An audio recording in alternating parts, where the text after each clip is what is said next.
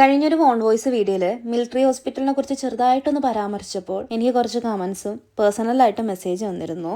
Marriage കഴിഞ്ഞ് ബേബിയൊക്കെ plan ചെയ്യുന്ന ടൈമിലെ എനിക്ക് ഡെലിവറി എംഎച്ചി തന്നെ വേണം എന്നത് എൻ്റെ ഒരു നിർബന്ധമായിരുന്നു. അതുപോലെ മറ്റൊരു ആഗ്രഹമായിരുന്നു, മോൾക്ക് സൈന്യ എന്ന് പേരിടണം. സൈനികന്റെ മകൾ സൈന്യ എങ്ങനെയുണ്ട്? പുള്ളി പക്ഷെ സമ്മതിച്ചില്ല. ഇനിയും ടൈം ഉണ്ടല്ലോ. 5 മാസം കഴിഞ്ഞാണ് ഞാൻ പാങ്ങോട് മിലിറ്ററി ഹോസ്പിറ്റലിൽ പോകുന്നത്. അതുവരെ വീട്ടിന്റെ അടുത്തുള്ള ഒരു ഡോക്ടറായിരുന്നു കാണിച്ചുകൊണ്ടിരുന്നത്. അന്ന് അവിടുത്തെ ഡോക്ടർ ഒരു കർണാടകക്കാരിയായിരുന്നു. എനിക്കാണെങ്കിൽ ഭാഷ അറിയത്തില്ല, പക്ഷെ അതൊന്നും ഒരു പ്രശ്നമല്ലായിരുന്നു. നമുക്ക് പറയാനുള്ളതും സംശയങ്ങളും എല്ലാം കൃത്യമായിട്ട് പറഞ്ഞു കൊടുക്കാൻ സിവിൽ സ്റ്റാഫ് കാണും.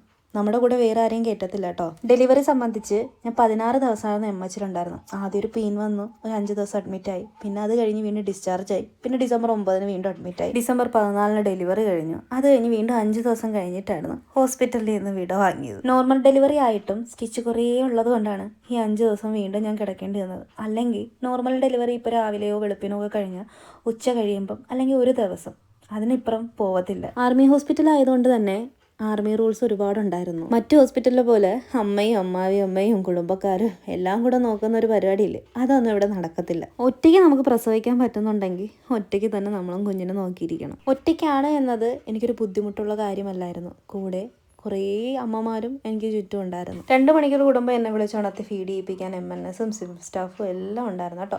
കുഞ്ഞിന് പാമ്പേഴ്സ് യൂസ് ചെയ്യാൻ സമ്മതിക്കത്തില്ല.